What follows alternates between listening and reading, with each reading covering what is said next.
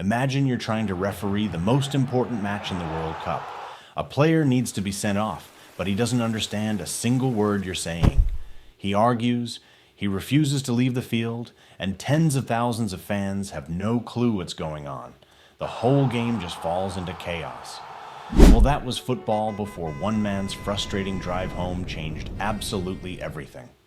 This is the story of how the ultimate punishment in football, the red card, was born. Not on a training pitch or in a boardroom, but at a simple set of traffic lights.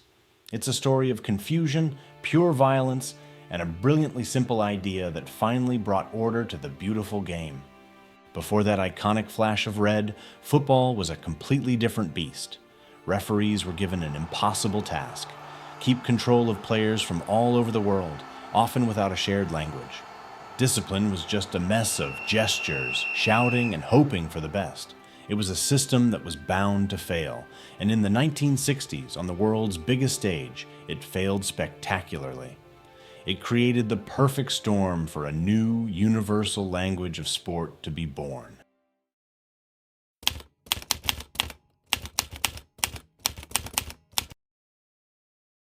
To really get why red cards were such a game changer, we need to go back to a time of on-pitch anarchy. Now, the rules allowed for players to be cautioned or sent off, but the whole thing was verbal. A ref would tell a player his decision, and that was supposed to be it. In a local league match where everyone speaks the same language, that's fine. But in international football, it was a total recipe for disaster. The 1962 World Cup in Chile gave everyone a brutal preview of the problem. The tournament was already tense. Italian journalists had written some nasty articles about the host nation, calling Santiago a poverty-stricken dump, which, as you can imagine, didn't go over well. When Chile faced Italy, the match exploded into what we now know as the Battle of Santiago.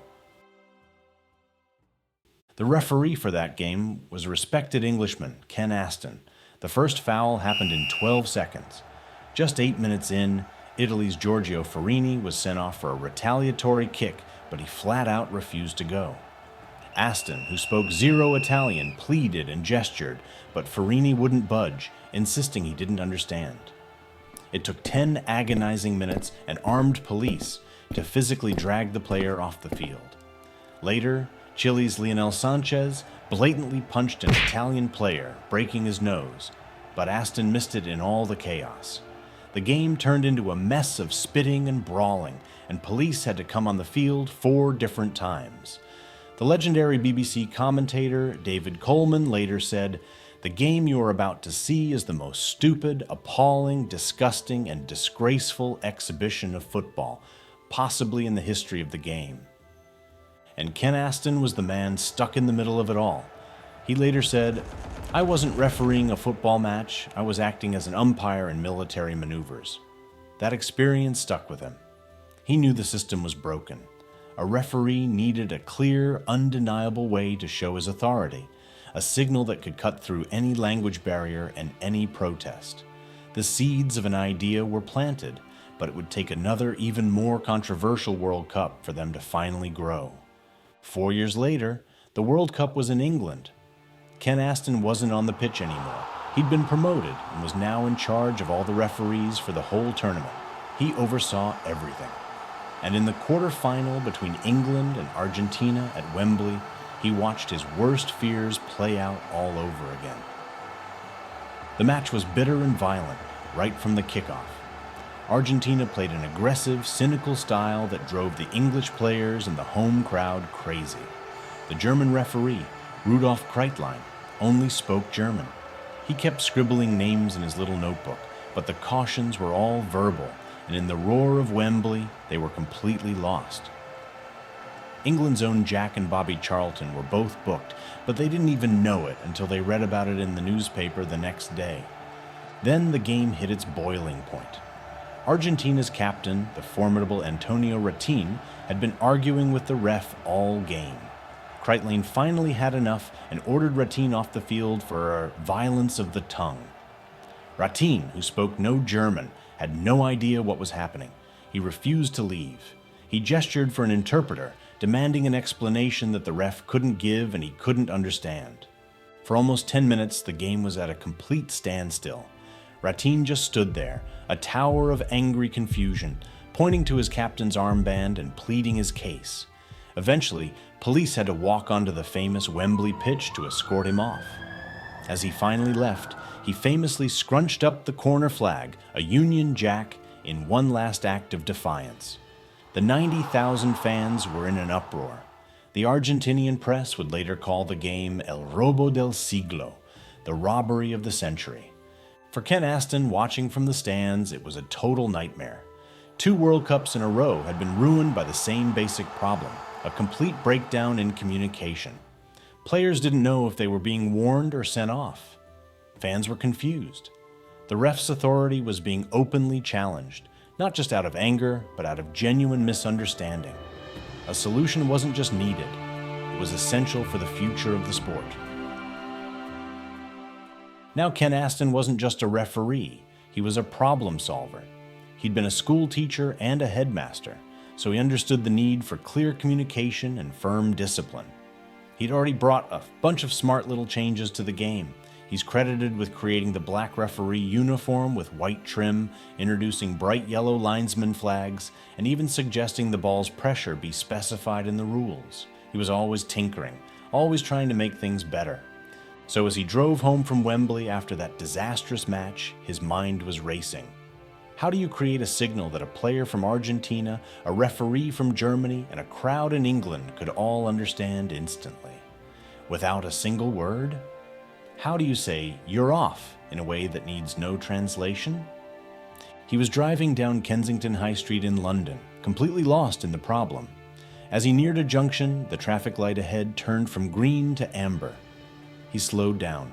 Then it turned red. He stopped. And in that simple, everyday moment, the solution hit him like a bolt of lightning. It was perfect. The traffic light system was a universal language. It was visual, it was immediate, and there was no arguing with it. A small yellow card pulled from a pocket? That's a clear public warning. A red card? That's it. Game over. Dismissal. No more shouting, no more pleading, no more confusion. He raced home, excited by his breakthrough, and told his wife, Hilda. She loved it. And as the story goes, she went and found some construction paper. She cut out 2 pieces, one yellow and one red, and sized them to fit perfectly in his shirt pocket. And right there, on a kitchen table, the first ever red and yellow cards were born. Armed with his brilliantly simple idea, Aston went to FIFA. He argued the card system would get rid of any confusion, protect the referees, and bring a new level of discipline to the game. FIFA, still embarrassed by the controversies of 1966, saw the genius in it. The system was officially approved for a trial run at the next World Cup in Mexico in 1970. This would be the first time the world would see the flash of a yellow or red card. The era of purely verbal discipline was over. The first yellow card in World Cup history was shown in the opening match between Mexico and the Soviet Union. When a Soviet player was booked, every single person in the stadium and watching at home knew exactly what it meant: a formal caution. The system worked perfectly, just like Aston had pictured. And here's an interesting fact. Despite how violent previous tournaments had been, not a single red card was shown during the entire 1970 World Cup. Many believe that the mere existence of the cards, that clear, visible threat of being sent off, was enough to make players think twice. The system wasn't just a punishment, it was a powerful deterrent. The first player to actually get a red card in a World Cup was Chile's Carlos Caselli against West Germany in the opening match of the 1974 tournament. The success in Mexico was undeniable, and leagues all over the world started adopting the system. It came to the English Football League in 1976. On October 2nd of that year, the first red card in English football was shown to a Blackburn player named David Wagstaff. Later that same day, and this is a great piece of football trivia, the legendary and often controversial George Best got one while playing for Fulham, also for arguing with the ref. The cards had arrived and the game would never be the same. The cards were more than just a rule change. They fundamentally changed the culture of football. The impact was huge, especially in three areas: clarity, accountability, and strategy. First, it solved that massive problem of clarity that had bothered Ken Aston for so long. The cards were a universal language. A player from Brazil could be sent off by a referee from Sweden in a match in Japan, and everyone, the players, the coaches, the fans, knew exactly what happened. The chaos of 1962 and 1966 was gone for good. Second, it created a new era of player accountability. Getting a card is a very public thing. It's a moment of shame, broadcast to millions. Players could no longer pretend they didn't hear the ref. It also helped cut down on the sneaky, off-the-ball stuff that players used to get away with. Knowing that a visible punishment could come at any second forced a higher level of discipline. Finally, the red card completely changed the strategy of the game itself. Going down to 10 players is one of the worst things that can happen to a team, and the stats back this up in a big way. One study found that if a team gets a red card, their chance of scoring drops by an average of 1.2 goals per match. Teams that get a red card lose about 59% of the time. That disadvantage forces instant, drastic, tactical changes. Managers have to scramble, usually pulling an attacker for a defender and shifting from trying to win to just trying to survive. A red card doesn't just remove a player, it completely wrecks a team's game plan and very often decides the outcome. But believe it or not everyone was on board. In a weird and often forgotten twist, the English Football Association actually got rid of the card system in 1981. They were worried that some refs were being too dramatic and theatrical when showing cards, and that this was firing up the crowds during a time of serious hooliganism. They thought making discipline less of a big visual show might calm things down. The experiment was a complete failure. It put England out of sync with the rest of the world, and all the old confusion just came rushing back. By 1987, the cards were back for good. It was basically an admission that Ken Aston's invention was just too smart and too effective to ignore. Today, the red card is a core part of football's identity. It's the ultimate line you can't cross. It creates moments of incredible drama, sparks endless arguments, and decides the fate of leagues and cups.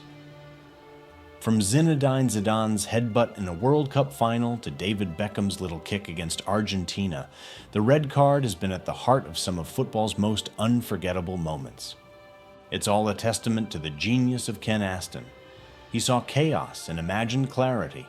He took a problem that had stumped the entire sport and found the answer in the most ordinary place imaginable: a drive through London traffic. It's a great reminder that sometimes the biggest problems have the simplest solutions. Two small pieces of plastic gave a universal language to the world's universal game, and football is clearer, fairer, and better for it. The red card has been around for over 50 years, but the debate is always changing. What do you think? Is the current system fair? Should football bring in other ideas like Asen bin for temporary dismissals, or maybe an orange card for those fouls that are somewhere in between? Let us know what you think down in the comments. And if you enjoyed this story from football history, make sure you hit the like button and subscribe for more stories that shape the beautiful game. Thanks for watching.